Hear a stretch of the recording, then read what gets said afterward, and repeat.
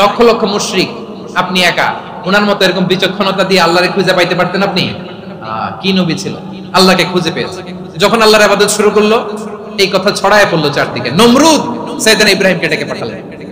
নমরুদ বলে, ইব্রাহিম তুমি নাকি মূর্তির পূজা না করে কোন নতুন রবের ইবাদত করো, কে তোমার রব?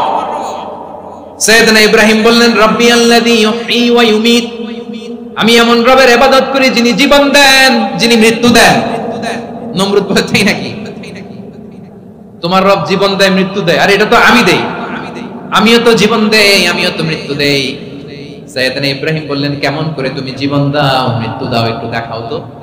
নমরুদ জেলখানা থেকে দুজন কয়েদিকে ডেকে আনলো। কয়েদি এনে অর্ডার করলো, একটাকে এখনই শিরোচ্ছেদ, হেড অফ, ডেথ পেনাল্টি, মৃত্যুদণ্ড দেয়া হলো, ফিনকি দিয়ে রক্ত বের। নমরুদ বলে, দেখো দুজনকে ধরে আনলাম, একজন কয়েদিকে দিলাম ডেথ পেনাল্টি, মৃত্যুদণ্ড, ওরে মৃত্যু দিলাম। আরেকজন যে দাঁড়িয়ে আছে, চাইলে ওরেও আমি মৃত্যুদণ্ড দিতে পারি, কিন্তু না, ওরে আমি দিব না, ওরে আমি বাঁচাইয়া দিলাম, ছেড়ে দিলাম, মানে জীবন দিলাম। দেখো ইব্রাহিম, তোমার চোখের সামনে একজন যে মৃত্যু দিলাম, আরেকজন যে জীবন দিলাম। আপাত দৃষ্টিতে তাই তো, একজন রে তো জীবন দিল, আরেকজন রে মৃত্যু দিল। সাইয়েদনা ইব্রাহিম এবার বিপাকে পড়ে গেলেন। কিন্তু এক একজন নবীকে আল্লাহ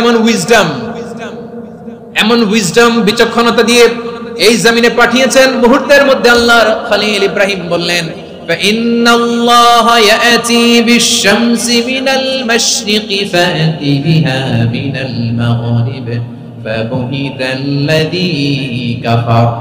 আল্লাহর খলিল ইব্রাহিম বললেন, নমরুদ বুঝলাম তুমি জীবন দাও মৃত্যু দাও দেখলাম, কিন্তু আমার রব, আমার আল্লাহ প্রতিদিন সকাল বেলা উষা লগ্নে ওই পূর্ব দিগন্ত থেকে সূর্যটাকে উদিত করেন, সাঁঝের বেলা, বিকেল বেলা, কুথুরি লগ্নে, সন্ধ্যা বেলা ওই দ্বিপ্রহরের জল জলে সূর্যটাকে পশ্চিম দিগন্তে ডুবিয়ে দেন।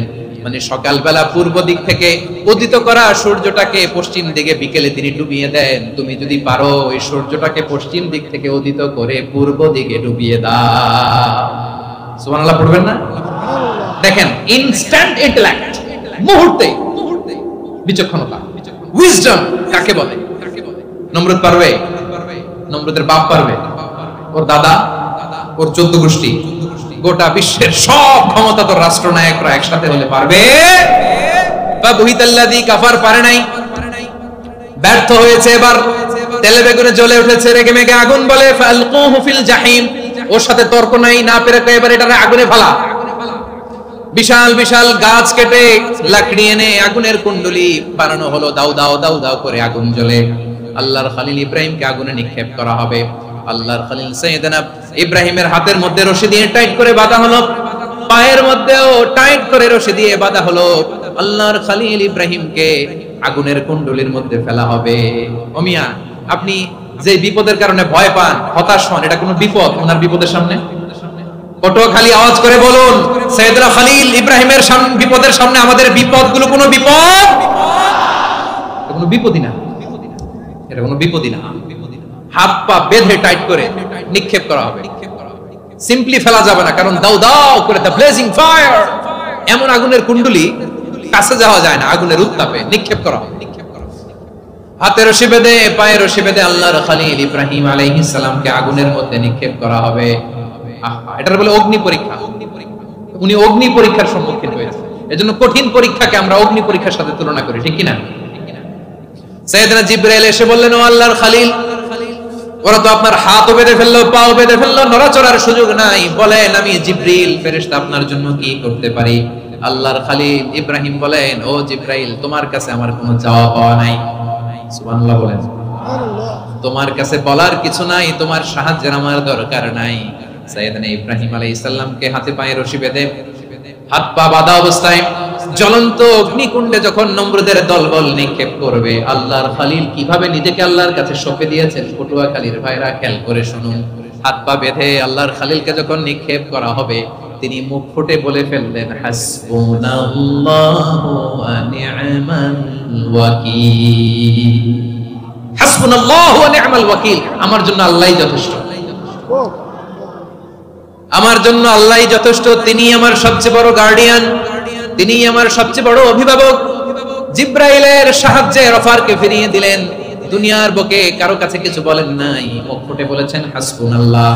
ও আমার পটুয়াখালীর প্রাণের ভাইয়েরা, খেয়াল রাখবেন, কোন বান্দা তার হাতে তাকে সব চেষ্টাটুকুন করার পরে মুখ ফসকে মুখ দিয়ে যখন বলে ফেলে হাসবুনাল্লাহ, বান্দা যখন হাসবুনাল্লাহ বলে ফেলে, ওই ব্যাপারটা ডিল করার দায়িত্ব স্বয়ং আল্লাহ আরশের উপর থেকে নিয়ে নেয়।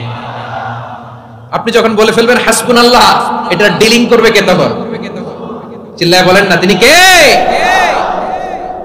বান্দা তার সাধ্যের সবটুকু চেষ্টার পরে নতজানু হয়ে যখন বলবে হাসবুনাল্লাহ, আল্লাহ তুমি আমার জন্য যথেষ্ট, নি'মাল ওয়াকিল, তুমি আমার শ্রেষ্ঠ অভিভাবক, তখন তার কি দরকার না দরকার এটা ডিল করে স্বয়ং আল্লাহ। নিক্ষেপ করা হলো সাইয়েদনা ইব্রাহিমকে অগ্নিকুণ্ডলিতে। হাজার হাজার মানুষের দৃশ্য দেখার জন্য জড়ো হয়েছে এরকম বিশাল ময়দানে।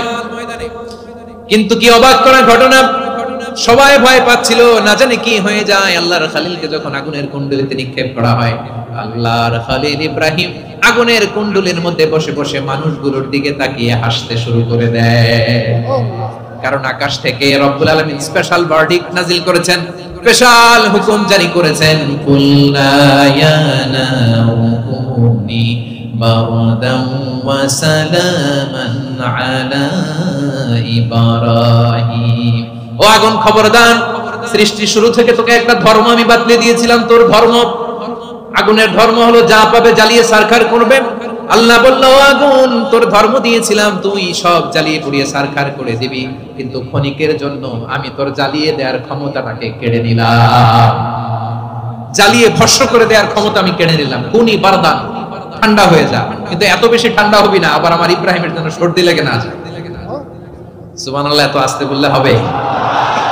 কুনি বারদান, বারদ মানে বরফ, ঠান্ডা, ঠান্ডা হ, কিন্তু এত ঠান্ডা হবি না যাতে আমার ইব্রাহিমের কষ্ট হয়। আগুন বলে, আল্লাহ একবার বললাম ঠান্ডা হ, আবার বলো এত ঠান্ডা হবি না যাতে খলিলের সর্দি না লাগে। কেমন ঠান্ডা হব, কেমন এনভায়রনমেন্ট তৈরি করে দেব বলো?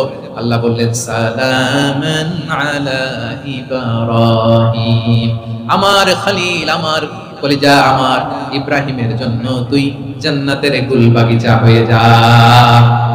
ও ভাই, নবী মুসার মতো ঈমান হলে রাস্তা হবে সাগর জলে, নবী ইউসুফের মতো ঈমান হলে একে একে দরজা খোলে। নবী ইব্রাহিমের মতো ঈমান যদি আজও থাকে বিদ্যমান, অগ্নিকুণ্ডে দেখতে পাবে খুবসুরতে ফুলভাগা। কুলনা ইয়া নারু কুনি বারদান ওয়া সালামান আলা ইব্রাহিম। বান্দা যখন মুখ দিয়ে বলে হাসবুনাল্লাহ, আমার আল্লাহ আমার জন্য যথেষ্ট, এই বলে যখন নিজেকে সঁপে দেয়, তার কি লাগবে ওই দায়িত্ব স্বয়ং নিয়ে নেয় কে? সবাই বলেন, স্বয়ং নিয়ে নেয় কে? তাহলে আমার প্রিয় ভাইরা, বিপদের শুরুতেই আমরা বলবো ইন্না লিল্লাহ। শুরুতে কি বলবো?